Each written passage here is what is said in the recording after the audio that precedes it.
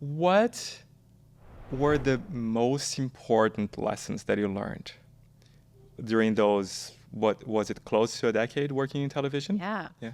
I think knowing how to take criticism. We often hear that criticism, we hear it and we're like, criticism. No, we automatically assume as human beings that it's something to be feared, to feel ashamed of. Whatever emotions come up generally aren't positive when we hear criticism.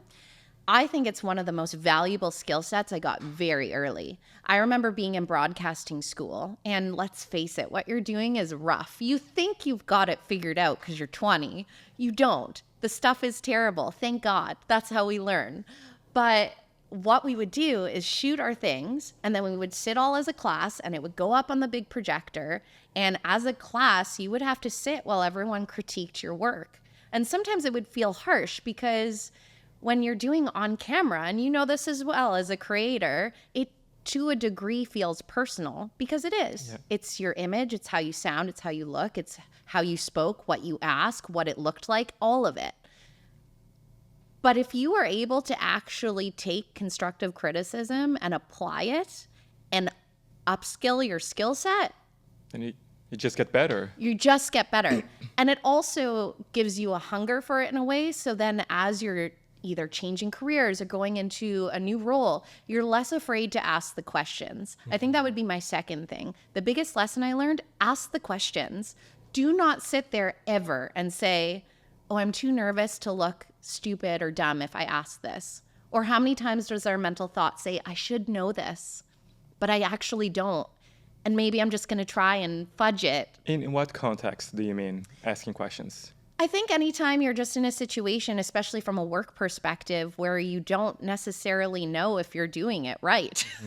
Okay. You know, or so in general in life. Yeah, or like, when I was learning how ask. to be a video journalist. And I remember being out there for those first few scrums as I spoke, thinking, oh my goodness, I have no business being here next to these industry veterans that are so incredible. There were times where I would have issues with a cable or things like this. I would have no shame going up to one of the competitors that are out there and say, hey, have you encountered this? Do you happen to know a way to work around this? Yeah. Guess what? 9 times out of 10, I left that with another skill I didn't have before. Or if I ended up with the same issue, I actually knew how to fix it myself. And I think sometimes we get disillusioned that people just have it all figured out. And as a result, we put that pressure on ourselves. Don't do that. It's okay to not know everything. Yeah. Don't ever try to pretend that you do. And then the third one would say, don't get stuck. If you get rejected or get a layoff or things don't go the way you plan, anytime we audit in life, if you do audits of yourself, the things that don't work out, and I know it sounds so cliche, generally are putting us on a trajectory. It's a redirection.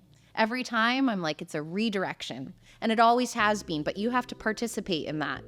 You have to participate in that. Because if you decide to just, the world handed me this card and it owes you something, no, you're going to be waiting a long time.